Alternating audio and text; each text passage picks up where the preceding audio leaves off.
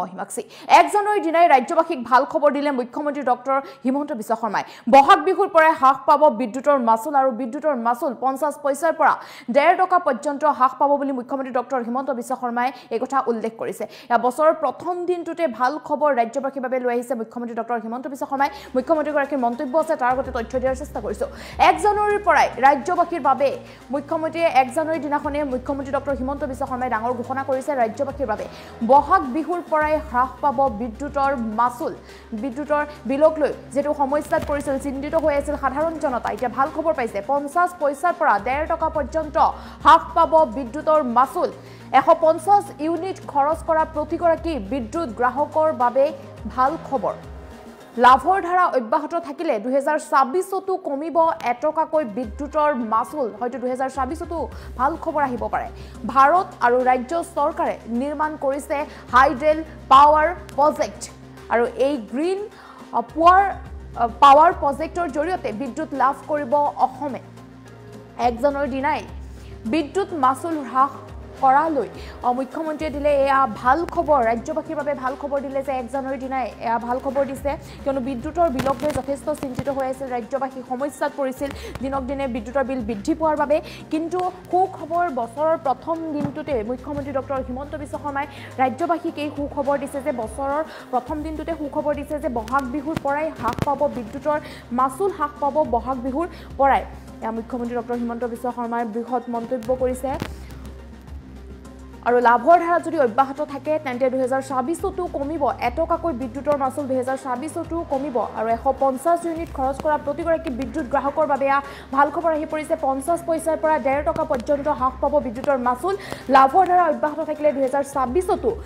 1 টকাকৈ কমিব বিদ্যুতৰ মাচুল ভাৰত আৰু ৰাজ্য চৰকাৰে নিৰ্মাণ কৰিছে ইতিমধ্যে হাইড্ৰেল পাৱাৰ প্ৰজেক্ট আৰু এই গ্ৰীণ পাৱাৰ প্ৰজেক্টৰ জৰিয়তে বিদ্যুৎ লাভ কৰিব অসমে 1 জানুৱাৰীৰ দিনাই বিদ্যুৎ মাচুল হ্ৰাস কৰাক লৈ মুখ্যমন্ত্ৰী ডক্টৰ হিমন্ত বিশ্ব শৰ্মাই ভাল খবৰ দিলে যেহেতু বিদ্যুতৰ বিলক লৈ যথেষ্ট চিন্তিত হৈ আছিল সাধাৰণ জনতা সমস্যাত পৰিছিল বিদ্যুতৰ বিলক লৈ আৰু এই বছৰৰ প্ৰথম দিনটোতে মুখ্যমন্ত্ৰী ডক্টৰ হিমন্ত বিশ্ব শৰ্মাই বৃহৎ মন্তব্য কৰিছে হ্ৰাস পাব বহাগ বিহুৰ পৰা বিদ্যুতৰ মাচুল মুখ্যমন্ত্ৰীগৰাকীৰ মন্তব্য আছে মন্তব্য আগবঢ়াইছো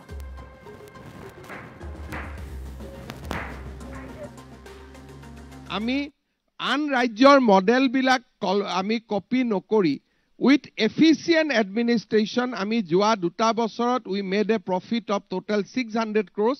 আৰু এই বছৰ আমি এই 600 কোটি টকা ইলেক্ট্ৰিচিটিৰ দাম হ্ৰাস কৰি আমি ৰাইজক উভতাই দিম বহুত সময়ত কয় যে লাভ কৰি ৰাইজৰ কি লাভ হ'ব ৰাইজৰ লোৱাৰ ইলেক্ট্ৰিচিটি টেৰিফ এইবাৰ আমি বহাগ বিহুৰ পৰা আৰম্ভ কৰিম লাহে লাহে ইলেক্ট্ৰিচিটিৰ দাম কমোৱা 50 পইচাৰ পৰা 1.5 টকা আমি লোৱাৰ মিডল ক্লাছ যোনে অন্তত 150 মেগাৱাটলৈকে 150 ইউনিট খৰচ কৰে তেওঁলোকৰ বাবে এই বছৰ আমি 1.5 টকা মাচুল হ্ৰাস কৰাৰ আমি এটা লক্ষ্য বান্ধিছো আৰু যদি এই ধৰণে আমি প্ৰফিটত থাকো 2026 চনতো আমি আৰু 1 টকা কমাব পাৰিম then Assam tariff will be very comparable হৈ যাব with the other state এই বছৰ আমি ভুটানত যাওঁতে ভুটানৰ চৰকাৰৰ লগত আমি আলোচনা কৰিছো অৰুণাচল চৰকাৰৰ লগতো আমাৰ আলোচনা চলি আছে অৰুণাচল আৰু ভুটানত 500 মেগাৱাটছৰ দুটা হাইডেল প্ৰজেক্ট অসম চৰকাৰে উৎপন্ন কৰাৰ বাবে it will be own by Assam government আৰু আসাম গভৰ্ণমেণ্টত অসমত যেহেতু হাইডেল পাৱাৰৰ বৰ্তমান কোনো স্কোপ নাই কপিলি এই বছৰত আমি ইনোগ্ৰেট কৰিম তাৰ পিছত অসমত জলবিদ্যুৎ প্ৰকল্প নাথাকিব সেই কাৰণে আমি ভাৰত আৰু ভুটানত ৰাজ্য চৰকাৰৰ ইলেক্ট্ৰিচিটি বোৰ্ডে দুটা জলবিদ্যুৎ প্ৰকল্প নিৰ্মাণৰ দিশত আমি আগবাঢ়িছো 100% electricity will come back to Assam সেই ধৰণে আমি এটা নতুন বিকল্প গ্ৰীণ পাৱাৰৰ ক্ষেত্ৰত আমি আগবাঢ়িছো আমি আন ৰাজ্যৰ মডেল বিলাক আমি কপি নকৰি উইথ এফিচিয়েন্ট এডমিনিষ্ট্ৰেশ্যন আমি যোৱা 2 বছৰত we made a profit of total 600 crores আৰু এই বছৰ আমি এই 600 কোটি টকা ইলেক্ট্ৰিচিটিৰ দাম হ্ৰাস কৰি আমি ৰাইজক উভতাই দিম বহুত সময়ত কয় যে লাভ কৰি ৰাইজৰ কি লাভ হ'ব ৰাইজৰ লোৱাৰ ইলেক্ট্ৰিচিটি টেৰিফ এইবাৰ আমি বহাগ বিহুৰ পৰা আৰম্ভ কৰিম লাহে লাহে ইলেক্ট্ৰিচিটিৰ দাম কমোৱা 50 পইচাৰ পৰা 1.5 টকা আমি লোৱাৰ মিডল ক্লাছ যোনে অন্তত 150 মেগাৱাটলৈকে 150 ইউনিট খৰচ কৰে তেওঁলোকৰ বাবে এই বছৰ আমি 1.5 টকা মাচুল হ্ৰাস কৰাৰ আমি এটা লক্ষ্য বান্ধিছো আৰু যদি এই ধৰণে আমি প্ৰফিটত থাকো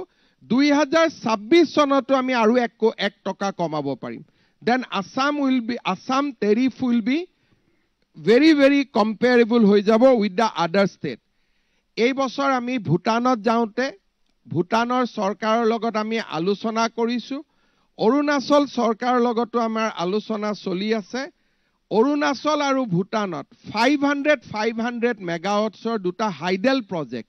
অসম চৰকাৰে উৎপন্ন কৰাৰ বাবে it will B owned by Assam government আৰু আসাম গভৰ্ণমেণ্টত অসমত যেহেতু হাইডেল পাৱাৰৰ বৰ্তমান কোনো স্কোপ নাই কপিলি এই বছৰত আমি ইনোগ্ৰেট কৰিম তাৰ পিছত অসমত জলবিদ্যুৎ প্ৰকল্প নাথাকিব সেই কাৰণে আমি ভাৰত আৰু ভুটানত ৰাজ্য চৰকাৰৰ ইলেক্ট্ৰিচিটি বোৰ্ডে দুটা জলবিদ্যুৎ প্ৰকল্প নিৰ্মাণৰ দিশত আমি আগবাঢ়িছো 100% electricity will come back to Assam সেই ধৰণে আমি এটা নতুন বিকল্প গ্ৰীণ পাৱাৰৰ ক্ষেত্ৰত আমি আগবাঢ়িছো